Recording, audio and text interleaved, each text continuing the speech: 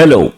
Before diving into the JavaScript programming, I would like to set up the machine. We need Node.js as an ecosystem in our machine so that we can be able to run JavaScript code. So for that, I will be simply flipping in my browser window and there come to the address bar and type in Node.js and hit enter, and you can see the first link that you will come across. Click on that and it will navigate you to the Node.js download section.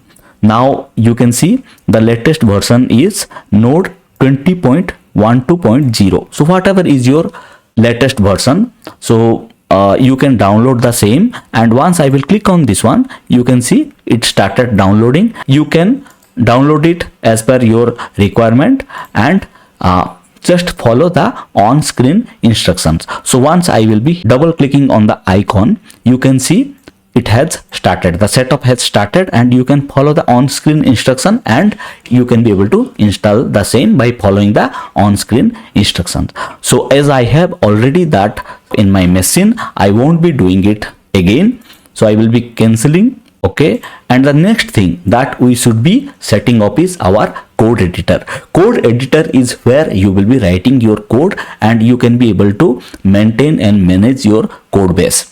So we will be using Visual Studio Code for our purpose. If you are comfortable with any other code editor, that is also fine. So please proceed with your desired version of code editor. So in order to download and set up Visual Studio Code, I will be simply coming to the browser window and there I can type in Visual Studio Code and hit enter, and it will lead you to the desired page and you can click on the link and you can see, depending on the operating system, it will give you an option to download the equivalent variation of your Visual Studio Code. So Visual Studio Code is available in multiple flavors for Linux, for Mac and for Windows. So as my machine is a Windows based machine, I am getting option for the same. So after downloading, you can follow the on-screen instructions to install the same. So once you are done with these two setup, we are ready for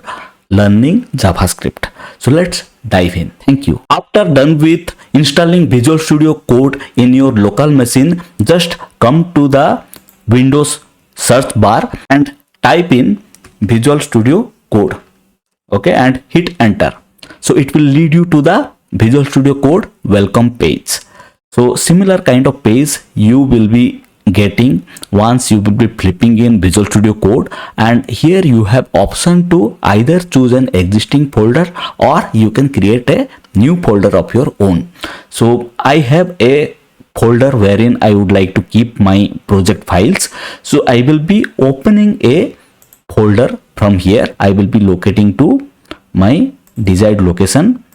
So JS for Cypress is where I will be creating the complete project. So that is where I have navigated already. You can see this is your navigation pane. So you can collapse it and you can open it as required, and you have other windows as well. So this is your search window. So here you can see any kind of string that you would like to search across the project that you can do here, and this is your version control, source control. So I will come to this later, and this is your debugging window and this is your extensions window. Extensions is a added functionality to your editor. So for now I am collapsing this one.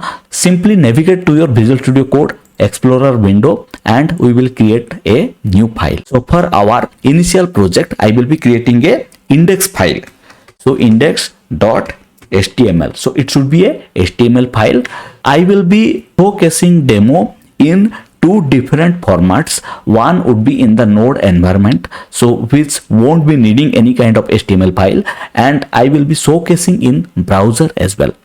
So that's very crucial for you because you will be learning end-to-end testing using Cypress. So Cypress will be heavily using browser for running the code snippets. So I would recommend you to be familiar with web browser kind of debugging as well. Once you have your HTML file in place, I would like you to type in shift and exclamation mark and then hit enter.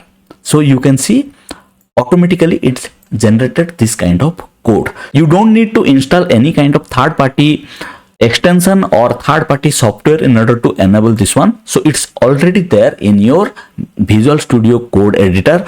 If you have a different editor, then you can either type in this much code, or you can have similar kind of alternatives. You can Google it out so that you can be able to make it possible in your code editor.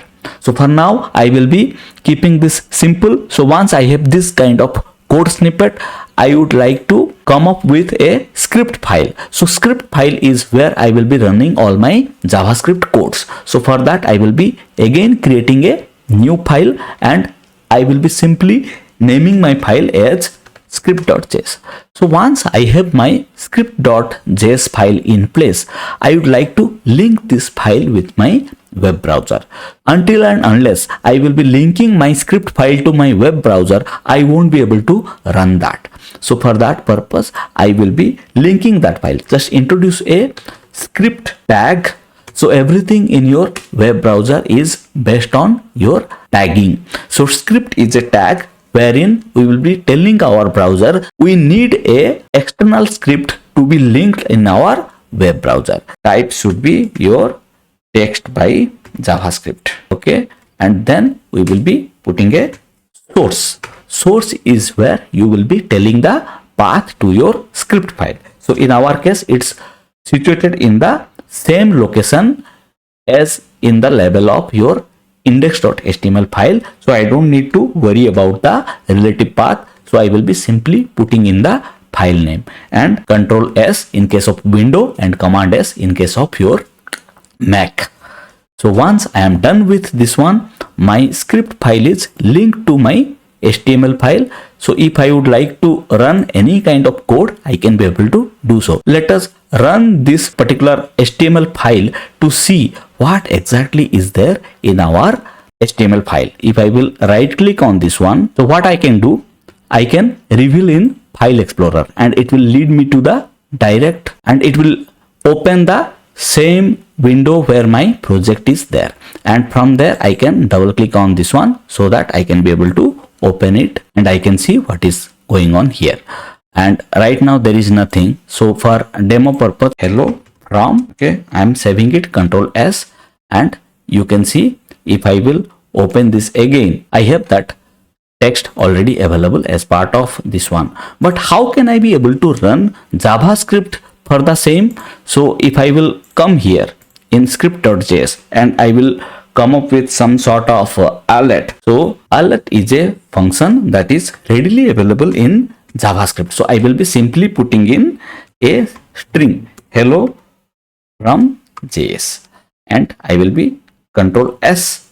Then if I will flip in my window, I can be able to get a alert. So this is how we will be running and testing our code in our project. And the other way that I can be able to run this script is by simply flipping in my terminal window. So you can come to this manage section, and from here you can go for command palette. You can also flip this one by clicking Control Shift and P, and in here you have to write terminal, okay, and it will bring in the terminal. And the other way that I can bring this in is by Control and backtick, and you will be having similar kind of window. Once you have that window in place, so what I will do, so maybe I can go for some console log statement in order to test this out, because alert is not available in your node scope. So hello from JS console, and I will be clicking on node, then followed by your file name, and hit enter. Oh, it's giving some error because I have not saved this one. As I told, alert is a browser based function. It is not available in your terminal scope. So that is why I am getting this error. Once I am saving this one, Control S, and I will rerun this one by clearing this off. You can see it's outputting hello from console. So similar way we can also run JavaScript in node environment. So I will deep dive into all this in upcoming sessions, but for the time being, just set up your environment and be ready for all the fundamentals. Thank you so much.